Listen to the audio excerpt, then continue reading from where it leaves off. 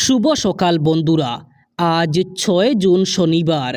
আজকের সকালের বরাক তথা সমগ্র আসামের গুরুত্বপূর্ণ খবরগুলি হল: রাজ্যে পূর্ণাঙ্গ মন্ত্রিসভা গঠনের পরই এবার পূর্ণদমে চলবে প্রকল্প রূপায়ণের কাজ। রাজ্যের প্রতিটি যোগ্য দরিদ্র পরিবার এবার লাভ করবে অরুণোদয় এবং সরকারি পাকা ঘর।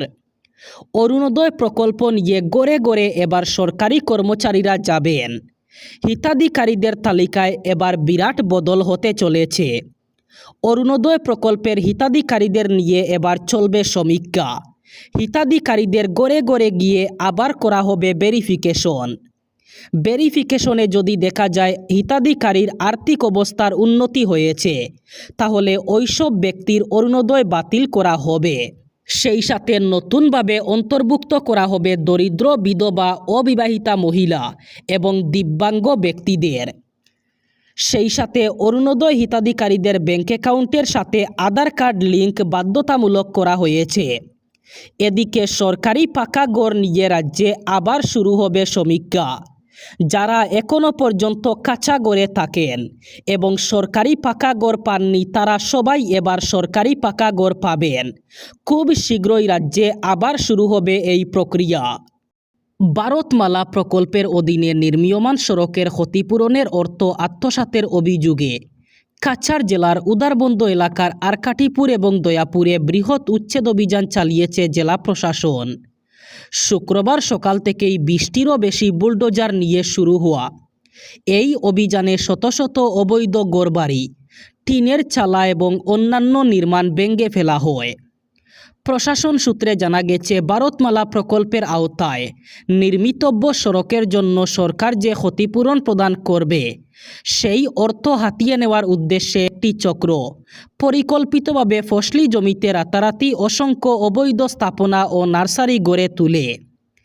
বিষয়টি সংবাদ মাধ্যমে প্রকাশ্যে আসার পরই তৎপর হয়ে ওঠে কাছাড় প্রশাসন।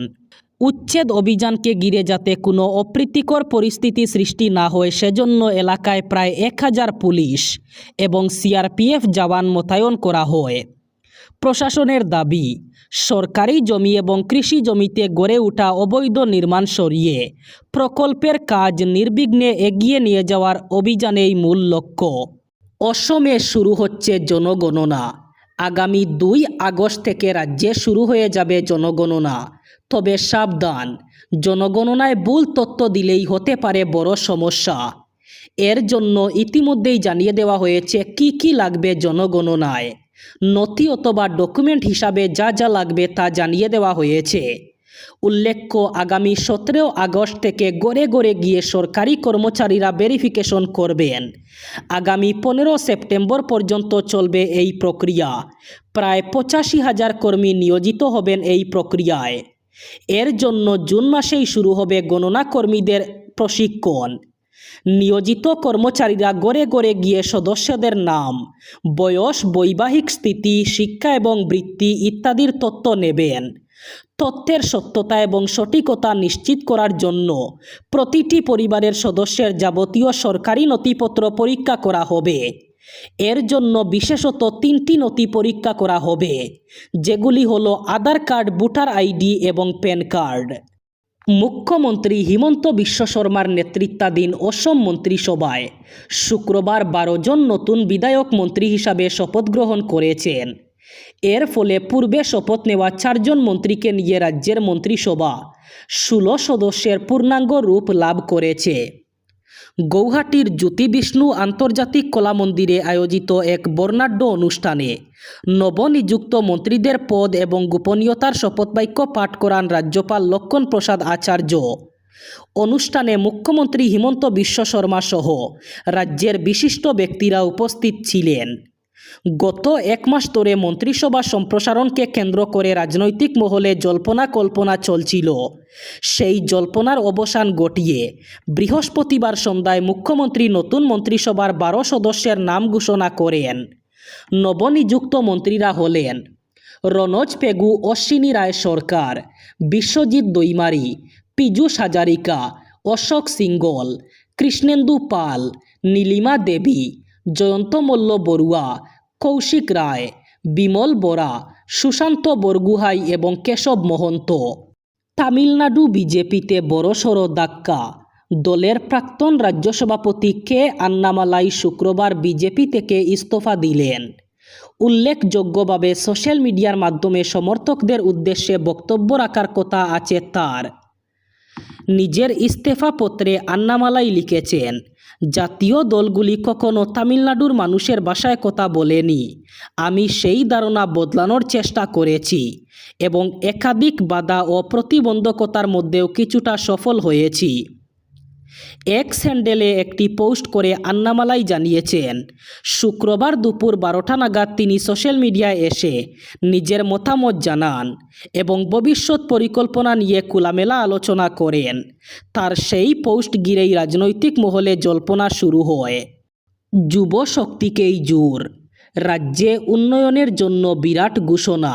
2000 কোটির সড়ক উন্নয়ন থেকে শুরু করে প্রাইভেট সেক্টরে এমপ্লয়মেন্ট এক্সচেঞ্জের ঘোষণা। পাশাপাশি পড়ুয়াদের জন্য বাস ভাড়া মকুব। কর্ণাটকের নতুন মুখ্যমন্ত্রী হিসাবে শপথ নিয়েই এমন ঘোষণা ডিকে শিবকুমারের। তিনি বেঙ্গালুরু সহ রাজ্যের উন্নয়নের জন্য 6 পয়েন্টের এজেন্ডা ঘোষণা করেছেন। তিনি জানিয়েছেন, রাজ্যে কাজের সুযোগ তৈরি করা হবে। যুব সমাজ রাজ্যের উন্নয়নে গুরুত্বপূর্ণ ভূমিকা পালন করবে। প্রথম ক্যাবিনেট বৈঠকেই নতুন মুখ্যমন্ত্রী ডিকে শিবকুমার ঘোষণা করেন যে রাজ্যের সমস্ত স্কুল ও কলেজ পড়ুয়াদের জন্য ফ্রি বাস পাস দেওয়া হবে। আগে রাজ্যে ছাত্রীদের বাসে যাতায়াত ফ্রি ছিল, এবার পড়ুয়াদের বাসে যাতায়াত ফ্রি করে দেওয়ার সিদ্ধান্ত নেওয়া হলো। সোশ্যাল মিডিয়ায় একটি ছবি দ্রুত ভাইরাল হয়ে পড়ছে, যেখানে দাবি করা হচ্ছে যে ভারতীয় রিজার্ভ ব্যাংক নতুন 500 টাকার প্লাস্টিক নোট চালু করছে। ওই নোটে নাকি মহাত্মা গান্ধীর ছবি সরিয়ে তার জায়গায় অশোক স্তম্ভের প্রতীক ব্যবহার করা হচ্ছে। তবে পিটিআই ফ্যাক্ট চেকের নতুন তদন্তে জানা গেছে এই দাবি সম্পূর্ণ ভুয়ো। আরবিআই এখনও পর্যন্ত 500 টাকার কোনো নতুন প্লাস্টিক নোট চালু করেনি। পাশাপাশি মহাত্মা গান্ধীর ছবি সরিয়ে অশোক স্তম্ভ বসানো সংক্রান্ত কোনো সরকারি ঘোষণা অথবা বিজ্ঞপ্তিও জারি করা হয়নি। পিটিআই জানিয়েছে, ভাইরাল হওয়া ছবিটি আসল আরবিআই নোট নয়, এটি বিভ্রান্তিকর তথ্য ছড়ানোর উদ্দেশ্যে ব্যবহার করা হচ্ছে। সরকারি হাসপাতালে বিনামূল্যে চিকিৎসা হওয়ারই কথা। অভিযোগ, কিশোরী মেয়ের ভাঙ্গা পায়ের হাড় জোড়া লাগানোর জন্য তার মায়ের কাছে 25,000 টাকা ঘুষ চেয়েছিলেন ডাক্তার। মেয়ের মুখের দিকে তাকিয়ে কিছু টাকা দিয়েও দেন মা, কিন্তু তাতে সন্তুষ্ট হননি সরকারি হাসপাতালের ডাক্তার। তার বিরুদ্ধে গুরুতর অভিযোগ, ঘুষের পুরো টাকা আদায় করতে না পেরে রাগে চেকআপের নামে ডেকে পাঠিয়ে ওই কিশোরীর সদ্য জোড়া লাগানো পা আবার ভেঙে দেন চিকিৎসক। উত্তরপ্রদেশের মুজফ্ফরনগরের ঘটনা। কিশোরীর মা রেশমার অভিযোগ, তার মেয়ের চিকিৎসার জন্য প্রথমে তার কাছে 25,000 টাকা চাওয়া হয়েছিল, কিন্তু তিনি 8,000 টাকা দিতে পেরেছিলেন। তারপরও বাকি টাকার জন্য সরকারি হাসপাতালের ডাক্তার চাপ দিতে থাকায় তিনি জেলাশাসকের দ্বারস্থ হয়েছিলেন। পরে জেলাশাসকই মুখ্য স্বাস্থ্য আধিকারিককে কড়া নির্দেশ দিয়েছিলেন যাতে ওই মহিলার কাছ থেকে কোনো রকম টাকা নেওয়া না হয়। সেই মতো মহিলাও ডাক্তারকে জানিয়ে দেন তিনি আর কোনো টাকা দেবেন না। অভিযোগ, তারপরই চেকআপের নামে কিশোরীকে ডেকে তার পা ভেঙে দেন ডাক্তার। পায়ের অবস্থা পরীক্ষা করে দেখার সময় হাঁটুর জায়গাটা গায়ের জুড়ে বাঁকিয়ে দেন তিনি। মহিলার অভিযোগ, তিনি বিষয়টি হাসপাতাল কর্তৃপক্ষকেও জানিয়েছেন, কিন্তু কোনো পদক্ষেপ করা হয়নি। এবার বরাক উপত্যকার 3 জেলার আজকের আবহাওয়ার খবর। আজ 6 জুন শনিবার বরাক উপত্যকার 3 জেলায় গরমের সাথে সাথে বৃষ্টির সম্ভাবনা।